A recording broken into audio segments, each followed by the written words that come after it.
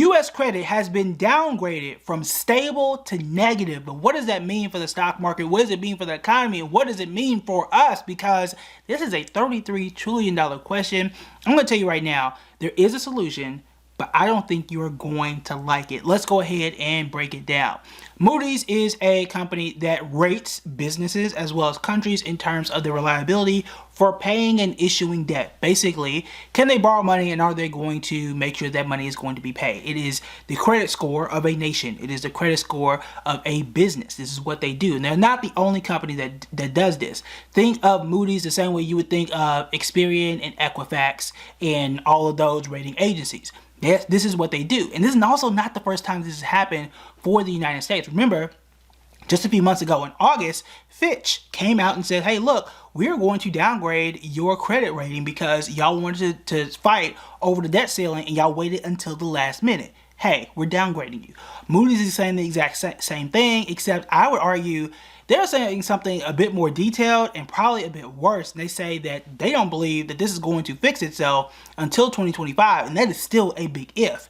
It's 2023, y'all. Now, I know it's the end of 2023, but that's a year and some change away, okay? And the reason why they say that is based on the political calendar, which I'll get into in a second as well. But how did we get here? What do we do next? At the time that we're doing this video, the national debt is at $33 trillion with a T. Now that is obviously a whole lot of money. We got here after President Clinton. When President Clinton was in office, we had a balanced budget and we actually had a surplus. But there were, I would say, three major events that occurred to increase the amount that we were borrowing, and then another major event that really hurt us as well, but you liked it at the time. Okay, so some negative events that occurred. We had 9/11, which means that we went into the Iraq and Afghanistan war. We borrowed money for that. We borrowed money for the 2008 crisis. And then we borrowed money, a ton of money during each of these scenarios. We borrowed a ton of money also for the pandemic. Okay, and we needed to borrow money for the pandemic. And I would argue that we definitely needed money to get out of the financial crisis. But that was a lot of borrowing. So those were three events that did not help. Okay, we were fine until we started borrowing money for those things. And then to make things worse, there were the Bush tax cuts around 2001, and then we also had another round of tax cuts in during the 2016 administration. Presidents in between those times extended those tax cuts, so they didn't make things any better. So what happened when you do that? You increase the amount you're borrowing and you decrease the amount that you are bringing in, because the income of the country is tax revenue. Now, I don't know about you, but I think that's basic math. If you start to really swipe your credit card a whole lot more and you decide to take a pay cut or work less hours, that's not going to work out for you, is it? Okay, that is what is going on right now. The issue is, are people in Washington going to solve this problem? That answer is probably no, because they weren't solving the problem when we were dealing with the debt ceiling. They haven't solved the problem over the last 20 some odd years.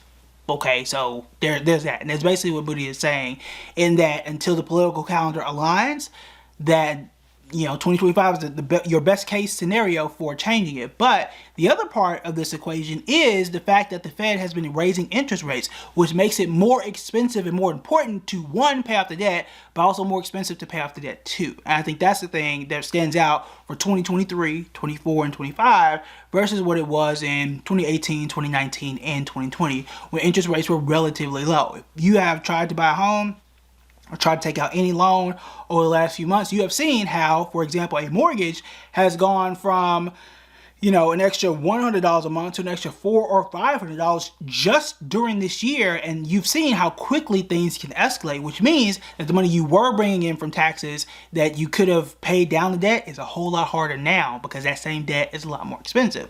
Now, from a bond holder perspective, which we all hold bonds in one way or another, that means that you get paid more for your bonds. But remember, that is interest to the person issuing the bond. The person who owes the money, they're going to pay a lot more money for that, and that is unfortunate for them on their side, but great for investors. So that is how that equation kind of works out. The solution here is one you're probably not going to like, okay? So the answer is, and this has been researched for years and years now, is to increase the IRS enforcement arm. That is because we get a 9-to-1 return. For every $1 that we invest in the IRS, we get $9 back. every investor, because you're watching this channel, every investor would take that deal. You give me $1 and I get 9 back, yes, sign me up. Because when it comes to, let's say, major corporations or even people who are super, super wealthy, they have extremely complex returns, they have a lot of ways to delay paying their taxes, and you need a team of forensic accountants and people who know the numbers and the tax law, which is too complicated, but to know the tax law to make sure that those people pay and they pay on time. When you don't do that, you leave billions and billions of dollars every single year on the table, which is what we've been doing because we had not funded the IRS. Now, last year there was a bill that was used to fund the IRS to a degree. However, there have been some politicians and some laws passed to kind of claw back a lot of that money. One that was very recent in terms of funding and helping a humanitarian crisis. And they said, hey, look, we'll give out for $14 billion. I think it was $14.3 billion to be exact. But to do that, we're going to take it away from the IRS. That's not a real serious proposal, but it's also something that is not going to help the financial scenario and the financial situation, because it's an income versus output, income versus expenses. And remember, the expenses that we have, you can only cut but so much. You can't cut defense to zero. You can't cut healthcare to zero. You can't cut education to zero. At least you shouldn't if you want to be, a literate nation, right? So you can't cut all those things to zero. The best chance is to just enforce the current laws that are there. Not increase taxes, okay? I'm not advocating for that either, okay? Because I don't want to increase the taxes I already pay. However, you want to make sure that everybody does pay what they do owe and use that money to cut down on the national debt. That is really the only way. That is really the only way. The question is, are people in Washington going to make it happen, or can we force them to make it happen whenever the election is? Okay, which is 2024, and you got Congress and Senate and all that kind of stuff. But that's it. That's really it. There is no other way out of it. It is a simple math problem. You can increase your income and pay off the debt, or you can cut, but you can only cut but so much. And it's the exact same thing that would argue for an individual. Okay, the exact same thing. Hey, keep your debt manageable, but increase your income to pay off the debt, because your income can increase at pretty much an infinite rate, right? There is no cap to how much you can increase your income. You can get a new job, you can take on a side hustle, you can do a whole bunch of stuff, right? But you're always going to have rent. You're always going to have food. You're always going to have water. There's only so much you can cut. Now, if you got 10 streaming services, all right, cool, we can cut down some of those, right? We can save some money there, but that's only going to do but so much when rent is rent, right? When the mortgage is the mortgage, you gotta make more money at the end of the day. And that is how we should approach this situation in terms of just enforcing what is already there. So that's the only solution out there. The question is, are they going to do it? Can we get them to do it? And how soon can that happen? Because the longer that this goes on, the longer that you're paying interest on $33 trillion, it's not going to help you, right? And the other part of this is, as our debt is downgraded, it also makes things more expensive too. And that's something that is not going to help us to get out of the situation. Now, the good news here, and I'm putting this in air quotes, the good news is this doesn't have a direct impact on your personal portfolio right now. I got a text today from a company, because I do research and reach out to these companies and all types of stuff. And they say, hey, look, the U.S. debt was downgraded. U.S. credit was downgraded. Give me a call right now so you can buy gold. You're going to hear that a lot, okay? And depending on what TV shows you watch and what commercials you watch, you are going to get that a lot. I don't really think that buying gold right now is the best thing, and that's because gold doesn't pay any dividends. Gold is a commodity, meaning your gold bar is just like my gold bar. There's really no differences between the two. And also, gold hasn't performed well, though our national debt has been exploding over the last 20 years. Go and look at gold's performance in the last 20 years. It's not all that great. So it's not necessarily a great time to go and buy precious metals, even though the pitch to do so feels great and sounds like it is the thing to do. I'm not necessarily sure. History has shown us that that hasn't been the case, okay? Because nothing has changed really between right now and 2 weeks ago, right now and 5 years ago. We've been borrowing, we've not been collecting the right amount of taxes, so here we are, right? And gold hasn't done all that well. So that's not necessarily where I would go. But there is no magic debt number where you hit 50 trillion or 40 trillion where everything starts to fall apart.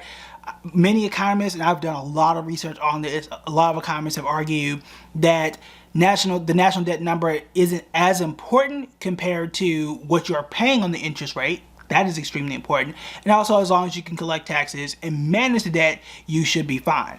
There is, again, it's not great to continue borrowing, but it's not the worst thing in the world. Now, for an individual, it is, right? So you want to make sure that you understand those two contexts. But from an investor perspective, I mean, the stock market was up today, right? It's been up this year, and this has still been the situation. So it's not something that you have to worry about. It's not something you should take home and really be, overly concerned about every single day. And it doesn't have a direct impact on your portfolio. But, we'll see where this goes over the next like 10 or 15 years, which is the time frame that we should be concerned about in terms of what interest rates are at that point in time, and then what we're doing to pay down the debt and reduce the deficit. If you like this video, I've got several more where we talk about the economy and what is going on as it relates to you and your wallet. So if you want to help out, number one, hit the like button. Also, make sure you check out these videos right here, and make sure you check out Members Only, where we drop exclusive content each and every week. All right, that's it for me. Talk to you later. Bye.